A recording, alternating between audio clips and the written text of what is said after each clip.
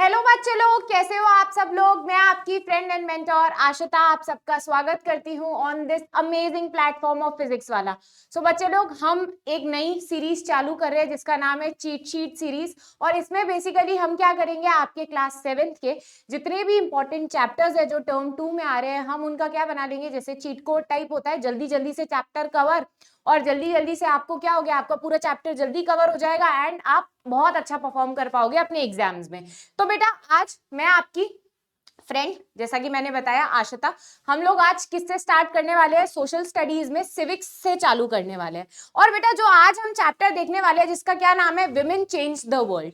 ठीक है, तो बेटा आज हम लोग इसमें देखेंगे क्या क्या। Women change the world topic का नाम है। इसमें हम बेसिकली देखने वाले हैं आपके चैप्टर की समरी, है ना, जिसमें हम क्या जानेंगे, चैप्टर में जो जो भी इंपॉर्टेंट टॉपिक्स हैं जिसमें से आप लोगों के क्वेश्चंस आ सकते हैं, वो सारा पार्ट हम लोग क्या करेंगे, कवर कर लेंगे।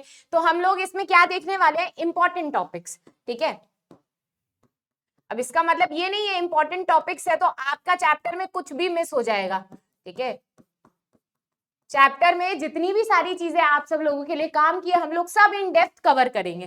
अब बेटा, बिना किसी देरी के हम लोग चैप्टर चालू करते हैं। ठीक है, सबसे पहले अगर मैं आप सब लोगों से, मेरा क्वेश्चन है, आप लोग एक बार वीडियो पॉज करो और आपको जो स्क्रीन पे फोटो दिख रही है, इमेजेस दिख रही है, उससे आप क्या ऑब्जर्व कर पा रहे हो। ठीक है, फर्स्ट आपको, अब आप कहोगे मैम ये तो नर्स है, ये टीचर है और ये फार्मर है, पर बेटा ये नर्स, टीचर या फार्मर है, इसमें आपको दिख रहा होगा कि एक पर्टिकुलर जेंडर के लोग खड़े हैं। यहाँ पे आपको दिख रहा है नर्स है तो फीमेल दिखा रखी है, टीचर है वो भी फीमेल दिखा रखी है, फार्मर है तो वो कौन दिखा रखे है, मेन दिखा रखे हैं। अब बेटा आप अगर ये गूगल पे भी सर्च करोगे ना, आपको ज्यादातर इमेज यही मिलेंगी। अगर आप नर्स की सर्च करोगे फोटो, तो मेन की एक या दो ही मिलेगी, बाकी सारी फीमेल की मिलेगी। टीचर में भी आप सर्च करोगे तो आपको ज्यादा क्या मिलेगी, डंडा लेके एक कोई फीमेल खड़ी है। ठीक है, और फार्मर की आप अगर इमेज सर्च करोगे तो आपको मेन मिलेंगे। अच्छा चलो, ये तो बहुत बड़े बड़े एग्जाम्पल हो गए, आपके डे टू डे लाइफ में ही होता होगा, है ना। बोलते हैं अच्छी हैंडराइटिंग है वो किसकी होती है, जनरली बोलते हैं लड़कियों की अच्छी होती है। कोई बहुत बदमाश है, मस्ती कर रहा है, वो कौन होता है, वो जनरली बोलते हैं लड़के होते हैं। तो बेटा ये सारी चीजें जो है ये एक्चुअल में क्या है, तो एक्चुअल में ये सारी चीजें जो है ना, जिसमें हम एक इमेज सेट कर लेते हैं कि ये चीज तो यही करेगा, ये इंसान यही चीज कर सकता है, ये जॉब यही इंसान, ये लड़का ही कर सकता है, ये जॉब ये लड़की ही कर सकती है। ठीक है, तो बेटा इसको हम क्या बोलते हैं, इसको हम बोलते हैं स्टीरियोटाइप करना। तो ये आपके चैप्टर में गिवन भी है कि स्टीरियोटाइप करने का मतलब क्या होता है। तो बेटा, fixing an image of an individual, जब हम किसी की एक पर्टिकुलर इमेज फिट कर दे, जैसे कि फोटो में दिख रहा है ब्लू कलर माने लड़का, पिंक कलर माने लड़की। क्यों, लड़कियों को भी ब्लू कलर पसंद हो सकता है, अरे लड़कों को भी पिंक शर्ट पसंद हो सकती है। तो बेटा इन शॉर्ट स्टीरियोटाइप करने का क्या मतलब है, जब आप किसी की कोई पर्टिकुलर इमेज फिक्स कर दो कि ये इंसान तो ऐसा ही होगा, ये इंसान तो ये काम तो लड़की ही कर सकती है, ये काम जो है ये लड़का ही कर सकता है। अब आप मुझे बताओ क्या ये स्टीरियोटाइप करना सही है या गलत है।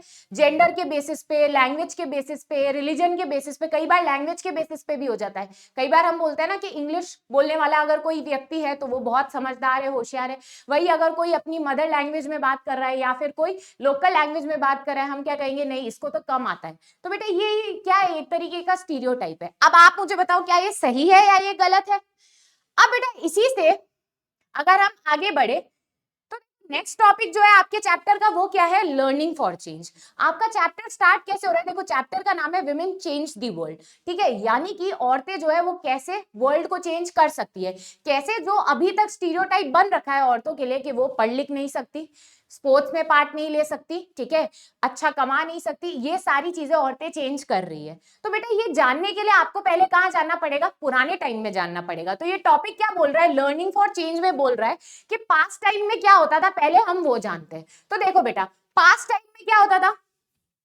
Very few people learn reading and writing. पुराने टाइम में मोस्टली पढ़ाई लिखाई को इतना ज्यादा इंपॉर्टेंस दिया ही नहीं जाता था, अब तो बहुत देते हैं पर पुराने टाइम में इतना नहीं दिया जाता था। ठीक है, अब बेटा पुराने टाइम में अगर बच्चों को कुछ सिखाना भी है तो वो किस पे फोकस होता था कि जो उसकी फैमिली का काम है, ठीक है, जो उसकी फैमिली काम कर रही है बस वही सिखा दिया, पढ़ाना लिखाने को इतनी ज्यादा इंपॉर्टेंस नहीं दी जाती थी। तो ये यही बोल रहा है कि even in family where skills like, जैसे कि मटका बनाना, वीविंग करना, ठीक है, कुछ भी क्राफ्ट में काम करना, इन सारी चीजों पे ही फोकस किया जाता था। और फोकस भी किया जाता था तो किन पे किया जाता था? लड़के को सिखाने पे किया जाता था। अगर कुछ थोड़ा बहुत पढ़ा लिखा भी रहे तो किसको पढ़ा लिखा रहे? लड़के को। इतना ज्यादा फोकस किस पे नहीं किया जाता था? विमेन पे नहीं किया जाता था, बच्चियों पे नहीं किया जाता था। ठीक है। इन 19th सेंचुरी धीरे धीरे क्या हुआ? जैसे समय बदलता है, टेक्नोलॉजी आती है, नई नई चीजें आती है, वैसे यहाँ पे भी कुछ समय बदला। धीरे धीरे नए आइडियाज अपीयर हुए। ठीक है। नए आइडियाज में बहुत सारे ऐसे लीडर आए हमारे हिस्ट्री में जिनने लड़कियों की पढ़ाई लिखाई के बारे में बात की। आप जरूर देखना, ईश्वर चंद्र विद्यासागर के बारे में, राजा राम मोहन रॉय के बारे में बड़ी क्लासेस में आप पढ़ोगे भी कि ये कुछ लीडर्स थे बेटा पास्ट में जिनने औरतों की एजुकेशन के लिए, औरतों के राइट्स के लिए बहुत बातें करी थी। ठीक है। तो बेटा नए आइडियाज आने लग गए, पर जैसे कुछ चीजें नहीं आती है सोसाइटी में, क्या तुरंत एक्सेप्ट कर लेते हैं लोग? नहीं करते। तो अभी भी अगर हम आज प्रेजेंट टाइम में भी आए तो बेटा अभी भी लड़कियों की एजुकेशन को लेके जो है क्या है, कुछ चीजें जो है अभी भी क्या है, स्ट्रगल चल रहा है। धीरे धीरे चेंजेस आ रहे हैं पर उनमें क्या लग रहा है? टाइम लग रहा है ना। तो अब बेटा लर्निंग फॉर चेंज वाले टॉपिक में आपकी दो कहानियां दे रखी है जो काफी इंस्पिरेशनल है। अच्छा, इंस्पिरेशनल के साथ साथ यहां से क्वेश्चन भी आ सकता है। कौन कौन सी कहानी है? तो बेटा एक तो है रुकैया शेखावत हुसैन की और एक है राज सुंदरी देवी की। ठीक है। तो पहले हम जान लेते हैं रुकैया शेखावत हुसैन की कहानी। ये इमेजिन करती है, एक ड्रीम देखती है। ठीक है। जिसमें ये इमेजिन करती है एक लेडी लैंड को। जैसे आप सपने देखते हो ना कभी कभी कि सपने में आप कहीं चले गए, ठीक है, वैसे ही ये कहाँ चली गई? लेडी लैंड में चली गई। ये लेडी लैंड का अगर आपको मतलब पता है तो मुझे पॉज करके बताओ कमेंट बॉक्स में। नहीं पता है तो लेडी लैंड क्या है?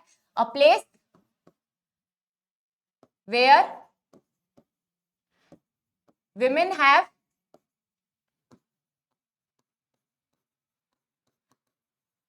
right to education, freedom and innovation. अब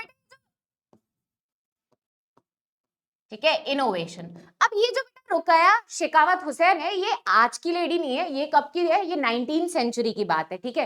तो बेटा उस टाइम पे जैसे कि बताया हमने, लड़कियों की एजुकेशन को इतना प्रमोट नहीं किया जाता था, पर उसके बावजूद भी बेटा इन्हें इंग्लिश सीखी थी। किससे? इन्हें इंग्लिश सीखी थी अपने बड़े भाई से और अपनी बड़ी बहन से। इतनी रुकावट होने के बावजूद भी, इतने रेस्ट्रिक्शन होने के बावजूद भी, और ये फिर ड्रीम करती है एक लेडी लैंड के बारे में कि जहां पे औरतों को इतना ज्यादा सोचना नहीं पड़ेगा और वो पढ़ लिख के अपनी सारी चीजें अपने फ्रीडम के साथ जो भी वो बनना चाहे वो बन सकती हैं। ठीक है। अब बेटा दूसरी कहानी जो है वो किसकी है? आपके किताब में दी हुई है राज सुंदरी देवी की। इनकी भी स्टोरी बड़ी इंस्पिरेशनल है। क्यों? बेटा इनने भी पढ़ाई लिखाई करी बिना किसी के मदद से। इनफैक्ट ये रात में जब पूरा इनकी फैमिली सो जाया करती थी तब ये रात के अंधेरे तले पढ़ा करती थी। ठीक है। और बेटा ये बंगाल की, ठीक है, फर्स्ट इंडियन विमेन है जिनने अपनी खुद की ऑटोबायोग्राफी लिखी है। ऑटोबायोग्राफी का क्या मतलब है? आत्मकथा। जिसका नाम क्या है? जिसका नाम है अमर जबान। ठीक है। ये बंगाली में बोल रहे हैं इसलिए इसको जिबान बोल रहे है ना। वैसे हम जबान बोलते हैं, पर अमर जबान नाम की जो किताब है ये राज सुंदरी देवी ने खुद ने लिखी है। ठीक है। और इनने जो पढ़ाई लिखाई करी है, जो भाषा सीखी है, इनने वो भी खुद से सीखी है, फैमिली के रेस्ट्रिक्शन होने के बावजूद भी। क्योंकि पुराने टाइम में ऐसा माना जाता था कि अगर औरत पढ़ लिख लेगी तो वो क्या लेकर आएगी? बैड लक लेकर आएगी अपने हस्बैंड के लिए, और उसके हस्बैंड की फिर क्या हो जाएगी? डेथ हो जाएगी। अब ऐसे पुराने टाइम में क्या होता था? सुपरस्टिशन होता था ये। ठीक है। पुराने टाइम के लोग इस तरीके की चीज में विश्वास किया करते थे। पर इन दोनों लेडी ने क्या किया? सारी चीजों को चैलेंज किया और ये पढ़ लिख ली। उस टाइम में भी, उस टाइम से मतलब है जब औरतों की एजुकेशन को इतना प्रमोट नहीं किया जाता था।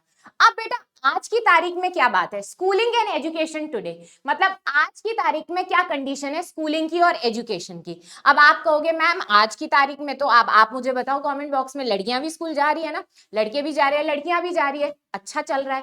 पर आज की तारीख में भी बेटा कुछ कुछ प्रॉब्लम्स है जो हमारे लिए जानना जरूरी है। ठीक है। अब हम जानेंगे कैसे कि प्रॉब्लम्स क्या क्या है। तो बेटा देखो, कंट्री में जो गवर्नमेंट है, सरकार है, वो क्या करवाती है? सेंसस करवाती है। सेंसस का क्या मतलब होता है? सरकार जो है घर घर जाके सारे लोगों की, फैमिली की इंफॉर्मेशन लेती है कि कितने लड़के हैं, कितनी लड़की है, क्या काम करते हैं, स्कूल जाते हैं नहीं जाते हैं। इससे क्या होगा? गवर्नमेंट को पता चलेगा कि जिस भी देश के लिए वो काम कर रहे हैं वहां के लोग, वहां की पॉपुलेशन जो है कितनी पढ़ी लिखी है, कितने लोग किस तरीके का काम कर रहे हैं, है ना। तो बेटा सेंसस क्या है, पहली बात तो कब होता है, हर 10 सालों में होता है, ठीक है, ये चीज याद रखनी है। चलो ठीक है, सेंसस कब होता है, एवरी 10 ईयर्स में होता है। अब बेटा ये जो सेंसस हो रहा है, ठीक है, इसमें पॉपुलेशन को काउंट किया जाता है। अब बेटा जो सेंसस हुआ था ना लास्ट 2011 का, इसमें क्या पता चला कि 82% बॉयज जो हैं, ठीक है, वो तो स्कूल जा रहे हैं, है ना, और 65% गर्ल्स और विमेन है स्कूल जा रही है। पर बेटा देखो अभी भी गैप है ना, अभी भी गैप है, यहाँ 82 है, यहाँ 65 है, इसको हमको और कम करने की जरूरत है, मतलब और लड़कियों को स्कूल भेजने की जरूरत है। फिर बेटा दूसरा फैक्ट क्या पता चलता है कि बहुत सारे एससी और एसटी चिल्ड्रन है। अब आप कहोगे एससी और एसटी क्या है बेटा, तो बेटा एससी और एसटी वो होते हैं, एससी होते हैं जिनको पुराने टाइम में लोअर कास्ट कंसीडर किया जाता था, दलित कंसीडर किया जाता था, जिनने पास्ट में बहुत डिस्क्रिमिनेशन फेस किया है।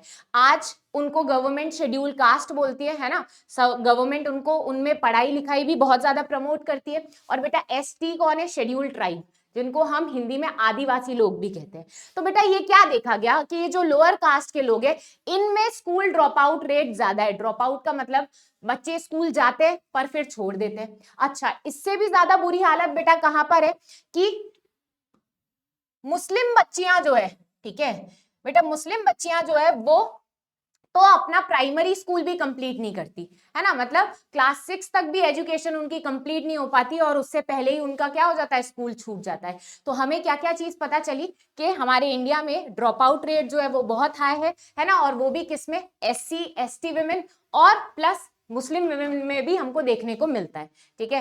अब बेटा आप कहोगे कि रीजन क्या है मैम की बच्चियां जो है, बच्चे जो हैं वो स्कूल जाते हैं पर फिर बाद में छोड़ देते हैं, कंटिन्यू नहीं कर पाते। तो बेटा बहुत सारी प्रॉब्लम है। पहले तो बहुत सारे स्कूल्स ऐसे हैं जहां पर टीचर ही अवेलेबल नहीं है, गवर्नमेंट स्कूल ऐसे है पूरे स्कूल में सिर्फ एक टीचर है, तो ये प्रॉब्लम है, ठीक है।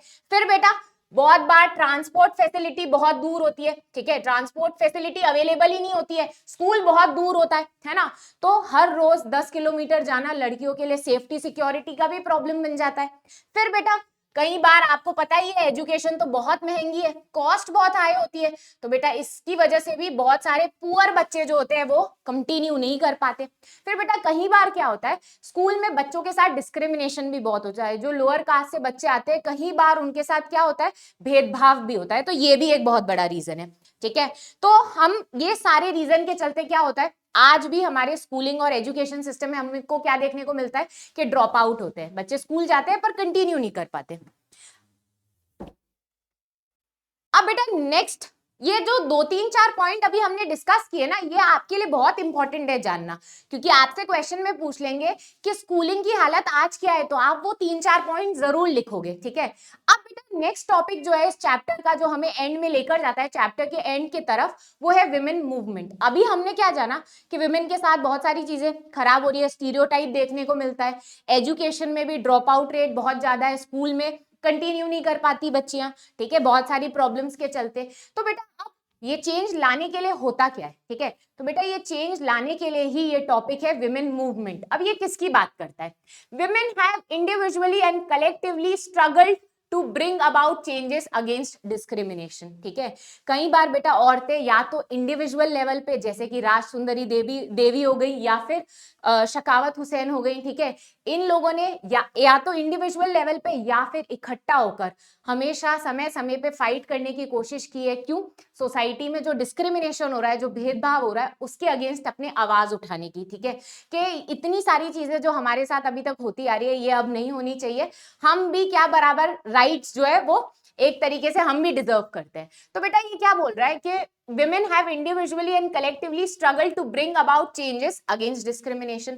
और बेटा ये जो मूवमेंट है, ये जो चेंज लाने की बात है, इसी को हम क्या बोलते हैं, विमेन्स मूवमेंट भी बोलते हैं। आपको इस फोटो में दिख रहा होगा, देखो बहुत सारी औरतें हैं इकट्ठी हुई हुई हैं, ठीक है। अब हम जानेंगे कि ये विमेन मूवमेंट है ये किस तरीके से होते हैं, मतलब इसके भी अलग अलग मेथड है ना। तो कौन कौन से मेथड है, जैसे कि campaigning, raising awareness, protesting and showing solidarity. अब आप कहोगे कि ये क्या है मैम, तो एक एक करके हम इनको जानेंगे। तो बेटा सबसे पहले अगर हम देखें तो सबसे पहले है कैंपेनिंग। देखो कैंपेनिंग का मतलब क्या होता है, जब आप फॉर एग्जाम्पल कोई लॉ बना हुआ है, ठीक है, जैसे पुराने टाइम में था कि लड़कियां स्कूल नहीं जा सकती थी क्योंकि ये मानते थे कि लड़की अगर पढ़ लिख लेगी तो क्या होगा, वो बैड लक लेकर आएगी अपने हस्बैंड के लिए और उसके हस्बैंड की डेथ हो जाएगी, तो ये गलत चीज है ना। तो लड़कियों ने उसके अगेंस्ट, जो बहुत सारी औरतें थी उनने उस चीज को चैलेंज किया और पढ़ लिख कर दिखाया और उनने ये प्रूव भी किया कि ऐसा तो कुछ भी नहीं हुआ, हमने कोई बैड लक नहीं लाए। तो बेटा कैंपेनिंग का भी मेन मुद्दा क्या होता है, किसी एक इशू पर, ठीक है, जो चीज आपको लग रही है कि बिल्कुल गलत है उसके अगेंस्ट अगर आप फाइट करो तो उसको आप क्या कहते हो, कैंपेनिंग करना। तो देखो डेफिनेशन क्या है, पहले डेफिनेशन जान लेते हैं। Campaigning is a plan to do a number of things, एक सेकेंड, हाँ, a number of things to achieve a special aim, ठीक है, जब आपको कोई किसी एक स्पेसिफिक मुद्दा जो आपको सही नहीं लग रहा है उसके अगेंस्ट अगर आप आवाज उठा रहे हो तो उसको आप क्या कहते हो, कैंपेन करना बोलते हो। आप मुझे एग्जाम्पल बता सकते हो, पॉज करके कमेंट बॉक्स में एग्जाम्पल बता सकते हो, चैप्टर में आपके दे रखे, ठीक है। कई बार सरकार के कुछ ऐसे लॉज रहे हैं जिससे जो औरतें हैं वो खुश नहीं रही है, उनने अपनी आवाज उठाई है उन लॉस के अगेंस्ट और उसी को हम कैंपेनिंग करना भी बोलते हैं। और फिर गवर्नमेंट को लॉ या तो चेंज करना पड़ा है या फिर नए लॉ लाना पड़ा है, ठीक है। एक एग्जांपल मैं बताती हूँ, जैसे 2005 से पहले क्या होता था बेटा, घर पे औरतों के साथ कई बार वायलेंस होता था। वायलेंस का क्या मतलब है, कई बार जो औरतें हैं उनको घर पे ससुराल में उनके मारा पीटा जाता था, ठीक है, कई बार उनको टॉर्चर किया जाता था।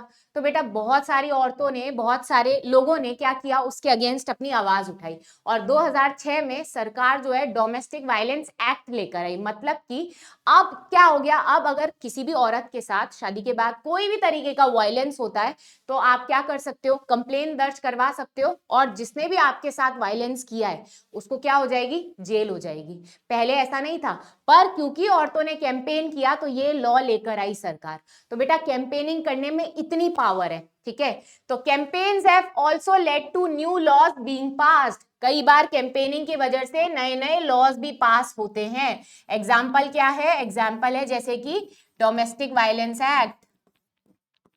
और कौन कौन से एग्जाम्पल है आप मुझे कमेंट बॉक्स में बताओगे, ठीक है। अब बेटा दूसरा तरीका कौन सा है, दूसरा तरीका है पब्लिक अवेयरनेस। अब अवेयरनेस का क्या मतलब होता है, ठीक है, आप लोगों को जागरूक कर रहे हो। कैसे जागरूक कर रहे हो, सोशल मैसेजेस देकर, आसपास आप अलग अलग नाटक करवा के, मूवीज के थ्रू, कई बार कोई गाने के थ्रू आप जब किसी तरीके का मैसेज देना चाहो तो बेटा उसको क्या बोलते हैं, पब्लिक अवेयरनेस।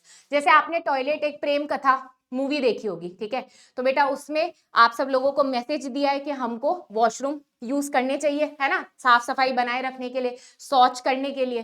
तो वैसे ही बेटा पब्लिक अवेयरनेस में आप क्या करते हो, गाने के थ्रू, म्यूजिक के थ्रू लोगों में अवेयरनेस फैलाते हो, ठीक है। अब बेटा दूसरा तरीका कौन सा है, ये दूसरा तरीका हो गया पब्लिक अवेयरनेस। तीसरा तरीका कौन सा है, तीसरा तरीका है प्रोटेस्ट करने का, ठीक है। तीसरा तरीका कौन सा है, प्रोटेस्ट करने का, इसको हम क्या बोलते हैं, प्रोटेस्टिंग, ठीक है। अब प्रोटेस्टिंग का क्या मतलब है, जब आप किसी चीज से ना खुश हो, ठीक है, तो आप क्या करोगे, बहुत सारी औरतों को इकट्ठा करके सड़क पे आ जाओगे और बोलोगे हमारी मांगे पूरी करो, ठीक है। आप रैलीज निकालोगे और आप तब तक रैलीज निकालोगे, अपनी वॉइस तब तक रेस करके रखोगे जब तक आपकी प्रॉब्लम सॉल्व नहीं हो जाती। तो रैलीज करने का ये क्या है, ये बेटा प्रोटेस्ट करने का तरीका है। प्रोटेस्ट का क्या मतलब है, एक तरीके से आप शो कर रहे हो कि आप किसी चीज से खुश नहीं हो, ठीक है। The women's movement raises its voice when violation against women take place.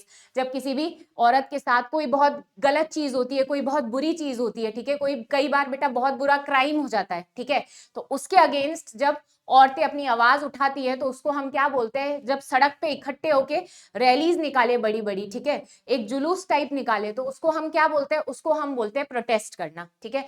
इसका एक एग्जाम्पल क्या है, पब्लिक रैलीज। पब्लिक रैलीज का क्या मतलब है, इस तरीके से सब औरतें इकट्ठे होके क्या बोलेंगी, बोलेंगी कि ये जो भी हुआ कैसा हुआ, गलत हुआ, ठीक है। लास्ट में बेटा क्या है, लास्ट में एक इंपॉर्टेंट पार्ट विमेन मूवमेंट का क्या है, शोइंग सॉलिडेरिटी। इसका क्या मतलब है, यूनिटी शो करना। मतलब अगर एक औरत के साथ बुरा हो रहा है तो दूसरी औरतों को भी उसका साथ देना चाहिए, ठीक है। ऐसा नहीं एक औरत के साथ गलत हो रहा है तो जिसके साथ गलत हुआ है बस वही बात कर रहा है, नहीं। जब सारी सोसाइटी की औरतें मिलके किसी एक गलत चीज के अगेंस्ट अपनी आवाज उठाए तो उसको हम क्या बोलते हैं, शोइंग सॉलिडारिटी, मतलब कि सब लोग इकट्ठे हो गए हैं, सब लोग यूनिटी शो कर रहे हैं। तो बेटा लास्ट पॉइंट यही बोल रहा है, the women movement is about showing solidarity. Solidarity का क्या मतलब है, यूनिटी, ठीक है। जब सारी औरतें क्या हो गई है, इकट्ठी हो गई है और किसी गलत चीज के अगेंस्ट अपनी क्या उठा रही है, आवाज उठा रही है, ठीक है। तो इसको हम क्या बोलेंगे, शोइंग सॉलिडारिटी। सॉलिडारिटी का मतलब क्या है, अगेन हम लिख देते हैं यूनिटी।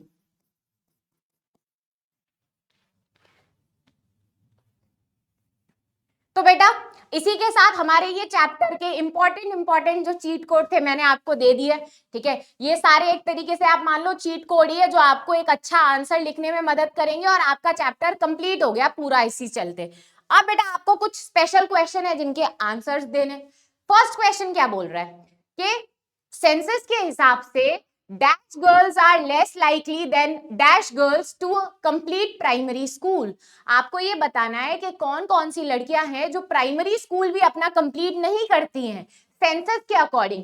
पॉज करो और मुझे आंसर बताओ। तो बेटा जैसे कि हमने पढ़ा था, मुस्लिम, दलित और आदिवासी लड़कियां जो हैं, जो जो पुअर बैकग्राउंड से आ रही हैं, वो अपनी प्राइमरी स्कूल भी कंप्लीट नहीं कर पाती। स्कूल जाती है पर स्कूल कंप्लीट होने से पहले ही स्कूल उनका छूट जाता है। किन किन रीजन की वजह से, अच्छा ट्रांसपोर्ट ना होने की वजह से, टीचर्स की अवेलेबिलिटी ना होने की वजह से, ठीक है, सेफ्टी सिक्योरिटी इशू होने की वजह से, एजुकेशन बहुत महंगी हो जाती है। तो बेटा इन सब रीजन के चलते हमें ये देखने को मिलता है। अब बेटा नेक्स्ट क्वेश्चन क्या बोल रहा है, पुराने टाइम में, अर्लियर का मतलब है पुराने टाइम में क्या बिलीव किया जाता था कि that if a women learn to read and write, अगर औरत पढ़ लिख लेती है तो क्या होगा, she would bring bad luck to her society. Option B बोल रहा है she would bring bad luck to her family. C बोल रहा है she would bring bad luck to her husband and become a widow. D बोल रहा है she would bring bad luck to her children. Pause करो और मुझे answer दो, क्योंकि ये मैंने एक बार नहीं बेटा दो दो बार कवर किया है लेक्चर में। तो क्या होगा, पुराने टाइम में ये माना जाता था कि अगर बच्ची पढ़ लिख लेगी तो वो क्या करेगी, औरत पढ़ लिख लेगी तो वो बैड लक लेकर आएगी अपने हस्बैंड के लिए और उसके हस्बैंड की क्या हो जाएगी, डेथ हो जाएगी। विडो होने का क्या मतलब है, विडो मतलब जिसके हस्बैंड की डेथ हो जाए। तो बेटा लास्ट मिनट टिप्स मेरी तरफ से आप सब लोगों के लिए यही है, अभी तो हम लोगों ने ये सीरीज चालू की है, तो आप सब लोगों को क्या करना है, सारे चैप्टर्स जो है cover every chapter cheat sheet with ma'am, ma'am के साथ सारे चैप्टर की चीट शीट कवर करनी है, ठीक है। जो जो भी क्वेश्चंस मैं पूछ रही हूं उसका आंसर देना है, आंसर एवरी क्वेश्चन, और बस इस तरीके से अगर आप करते रहोगे तो आपका सारा कोर्स जो है वो कंप्लीट हो जाएगा 7th क्लास का और आप रॉक करोगे अपने टर्म 2 के पेपर में। तो बच्चे लोग thank you very much and अब हम लोग मिलेंगे नेक्स्ट क्लास में।